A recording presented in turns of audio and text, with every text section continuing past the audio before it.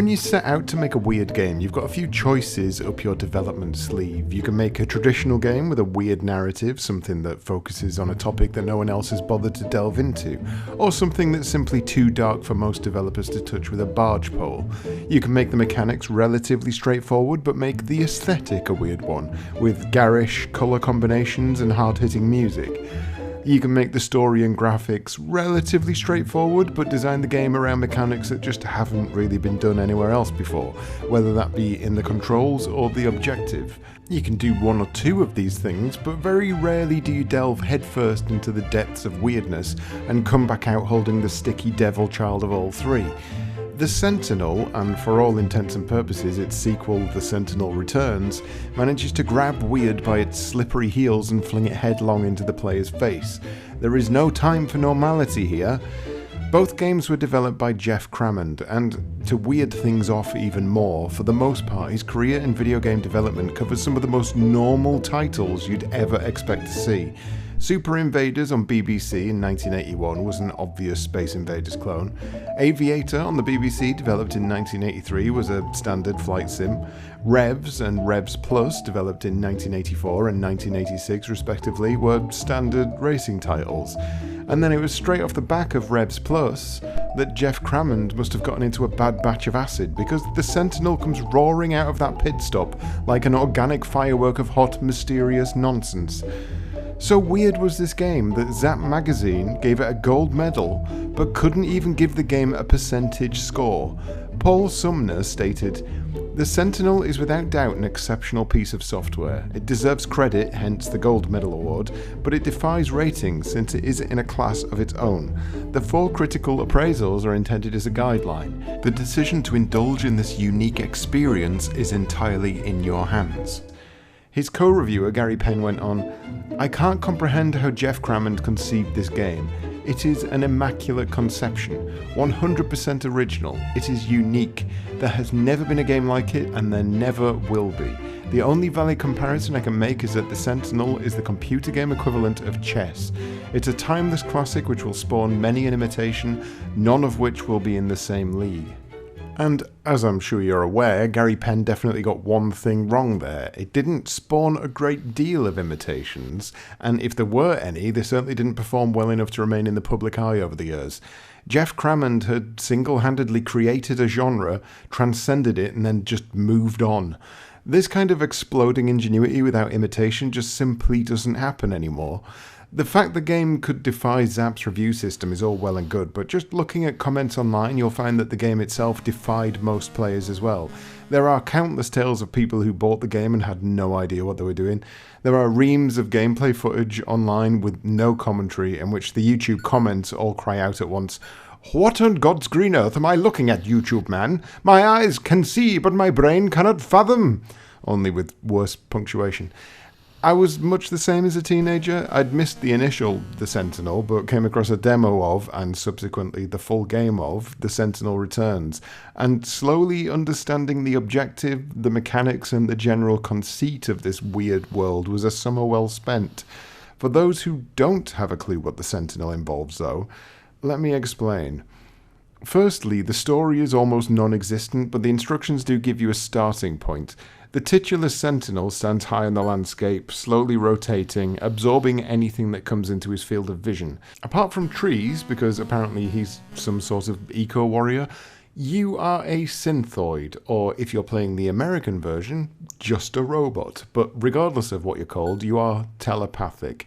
And you have a number of abilities at your disposal. These are, number 1, you can absorb trees, rocks and other synthoids, but only if you have a clear view of them and they're either on the same level as you or below you. Number 2, you can teleport your mind into the body of another synthoid so long as that synthoid is in clear view and is either on the same level, below you, or one space higher. Number 3, you can create boulders, trees and synthoids so long as you have a clear view of the square you're going to materialize them into. Getting these 3 clear abilities in your mind is the key to progress, and your ultimate goal is to avoid the Sentinel's gaze, use your abilities to climb higher than the Sentinel's position, and then absorb him. Consider the Sentinel as a resource management survival horror, and you're part way there. You can also throw in an element of tactics and a pinch of luck. The moment-to-moment gameplay involves looking around the landscape, absorbing trees for energy, finding a decent spot to place a synthoid, preferably higher than your current position, which is usually achieved by placing a synthoid on top of a boulder, warping your mind into that synthoid, absorbing your previous body, and then doing the same again. Slowly working your way closer and closer to the Sentinel while ensuring that he doesn't drain your life force away with his evil gaze. If you do manage to land yourself under his watchful eye, then it's panic stations. You need to get moving, because as well as this hideous noise,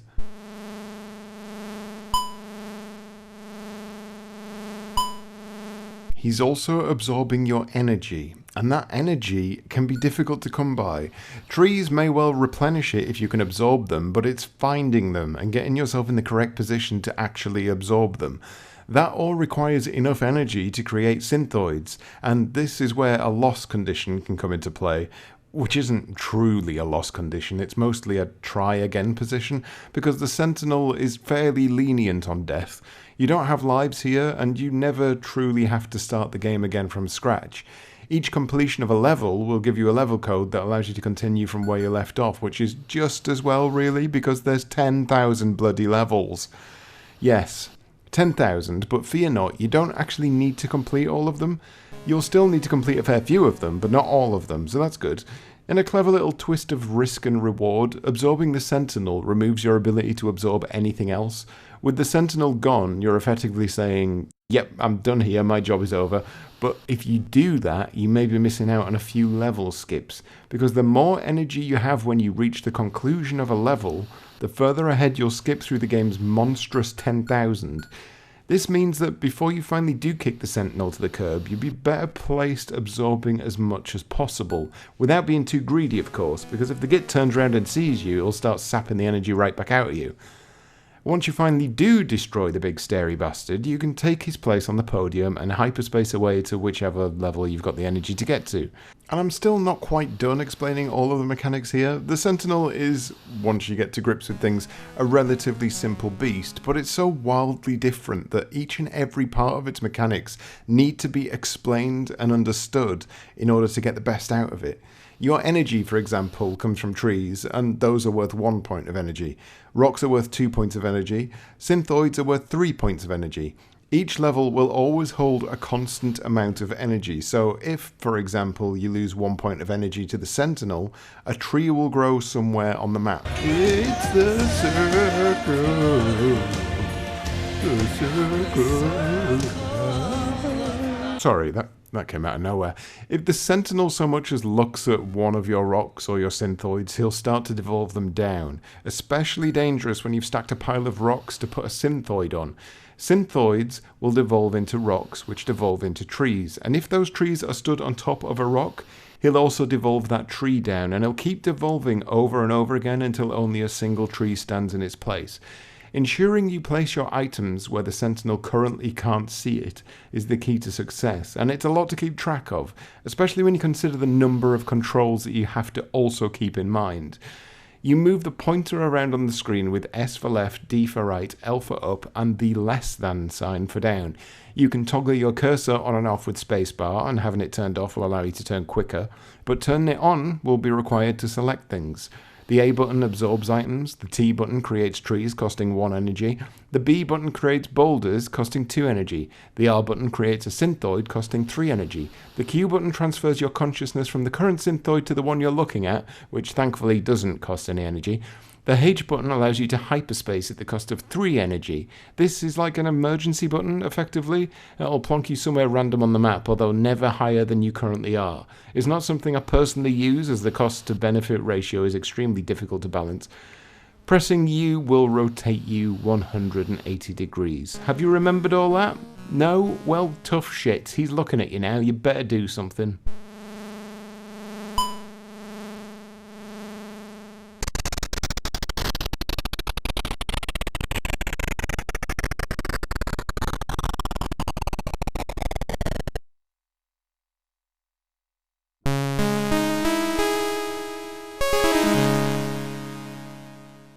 This leads me to the biggest problem with the Sentinel, and in fact, my only real problem with the Sentinel. It's a lot to take in, and it's sluggish to boot. The controls are necessarily complicated because there's a lot that you need to have at your fingertips, but aiming your cursor with the control keys can often feel like the kind of pixel hunting escapades you'd find in a particularly ruthless point-and-click adventure game. You often need to be very precise when you're aiming at a square, or a synthoid, or a rock, whether it be to place it, absorb it, or transport yourself into it. There's definitely a knack that you have to get used to, but in the panic of everything happening at once, it's often the thing that gets to you most of all. You're doing what you need to do, you're just not quite doing it in the right place. I tell a lie, that's not my only problem with the Sentinel. I do have another, and it's often rather level dependent. If you find yourself in the middle of a relatively tight space, it can often be virtually impossible to work out where the hell you are or what you need to do to get out of there. The viewing window is tightly zoomed in, meaning you can never really see a great deal of anything unless you're looking out over a landscape. Once you're stood next to a rocky outcrop, or in a worst case scenario, you're sat in the middle of a quarry, your visual is massively obscured. If the Sentinel spots you while you're in this position, then you're practically screwed. You could, of course, hyperspace out of there at the cost of 3 energy, but there's no guarantee that where you end up will be any better. Couple this with the previously mentioned sluggish movement, and you could be spending 10 to 15 seconds just trying to maneuver yourself into a position where you can actually see anything at all, and you may have to do that multiple times per map. This is perhaps all a little harsh on the game though, considering its age, and those who grew up with the Sentinel probably won't have this issue, or at least those who understood what the hell it was that they were doing. But it's certainly one to bear in mind if you're coming to the game fresh-faced and bushy-tailed. There's a learning curve here that is unlike most games you'll have come across, and the march of time has definitely put a pressure on the creaky controls. But all that being said, much like Zap in their original review, it's a game that almost defies the ability to recommend it or score it or otherwise point people towards it. It has almost no basis for comparison when it comes to other games, and whether you're likely to enjoy it or not is so individualistic that I basically have to say that everyone should try it, with the full knowledge of what it is that you need to do. If you fall in love with it, there is a ton of game here, and one that consistently delves deeper into more difficult gameplay, with the addition of smaller sentinels on the map, known as sentries. And I haven't even discussed meanies yet, because, you know what, I just completely forgot. Basically, if the sentinel is looking in your direction, but he can't see you due to a well-placed tree or some clever landscaping, then he'll look for a nearby tree, and he'll transform that tree into a meanie, just so he can look at you through that instead. Honestly, the Sentinel is an absolute perv. Anyway, that's probably everything to do with the original. What about the sequel? Well, if the Sentinel was Geoff Crammond getting into a batch of acid, you could probably consider the Sentinel Returns as his late-stage flashback, because his career retained its relatively normal status going forward. We had Stunt Car Racer in 1989, Formula 1 Grand Prix in 1991, Grand Prix 2 in 1996, then BAM! It's 1998 and it's the Sentinel again, but this time it's full of weird body horror and it's basically the same as the original Sentinel, but it looks weirder. And then in 2000 we had Grand Prix 3, in 2001 we had Grand Prix 3 2000, and in 2002 we had Grand Prix 4. Come on, Geoff, what is going on here? When it comes to the sequel, there's not a great deal to add in terms of what the game does differently. It's the Sentinel, but brought up to date. And by up to date, I mean up to date by 1998 standards. One of the main things that's going to catch your eye, though, instantly, is the change away from the bright, airy checkerboard landscape into this nightmarish, Cronenberg-esque body horror weirdness. I mean, it's not like the game needed any more weirdness poured onto it, but what the hell, let's go there. It's amplified by this intro movie that, to be honest, doesn't make the point of the Sentinel or the Sentinel Returns any clearer at all.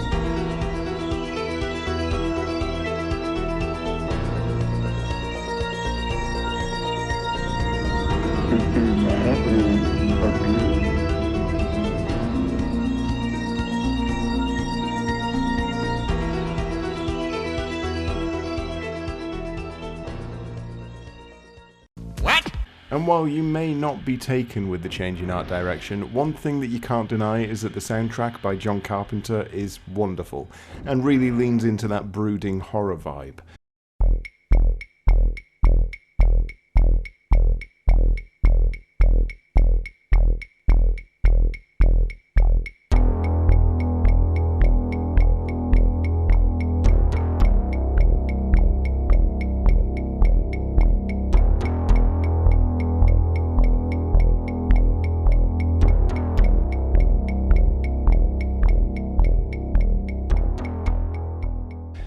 Released on Windows PC and PlayStation, the Windows version is now an absolute ache in the testicles to get working, whether you're male or female. I tried running a VM through Windows 95 and Windows XP, and while I got the game working, it was simply too fast to actually control.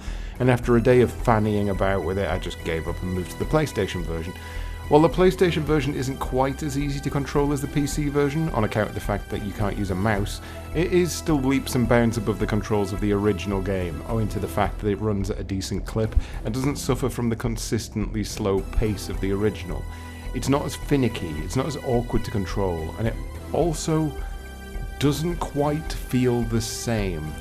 It's strange really that the Sentinel Returns improves on practically everything, but it also misses something. Computer and Video Games magazine summed up their review as follows: "Retro fans will love it, many will be converted, and some will hate it. Take your pick." It's a quote that's just as relevant now as it was back then. Personally, I really like the Sentinel Returns in that it gives me the same kind of kick that the original does, but it's the one I started off on back as a teenager. Those who grew up with the original will no doubt look at its weird, fleshy aesthetic and wonder why the hell they thought this art direction was a good idea. And that's fair, I'm not too far removed from that opinion myself. It's not exactly the most pleasant game to look at, but the quality of life is definitely in the speed at which it plays. All that being said, in terms of both games, I refer you back to Zap's initial review, and I use their wishy-washy summation for myself here, because the Sentinel is a game that does almost completely defy recommendation. 50% of people will bounce off it and 50% of people will fall in love with it, and barely anyone will fall into the gap that meets in the middle. By today's standards, it perhaps seems a little pedestrian or slow, but the thrill of outwitting the Sentinel's steely gaze holds just as much charm and fun as it did back in 1986, and subsequently 98. They are weird games, but underneath all of the many oddities and mechanics are relatively simple to get to grips with, and if the core gameplay loop grabs you, then you've got a game of outstanding length to get through, whichever version you choose. It could be argued that sometimes they toe the line of repetition a little too closely. For all of the 10,000 levels, you are essentially playing magical robot hide-and-seek over and over again, but that repetition only comes from playing the game consistently and repeatedly. It is a puzzle game at heart, and just as you wouldn't sit and complete crossword puzzles from 6 AM till 8 PM and declare that it's all just the same old boring shit, you don't sit down with the Sentinel and marathon it out for a full day's slog. You complete a few levels, if you're really enjoying yourself you complete a few more, and then you note down your password, and next time you carry on from where you left off. Where, once again, you'll succeed or fail, but if you fall in the correct 50%, you'll have fun doing it. And the other 50% of people are probably off playing Glover or something. I don't know how percentages work. All in all, the Sentinel and the Sentinel Returns might be weird games, but that's exactly what has made them stand out after all these years, and both deserve their place as something that should be experienced at the very least. You never know, you might just fall in love with something you never even knew you needed.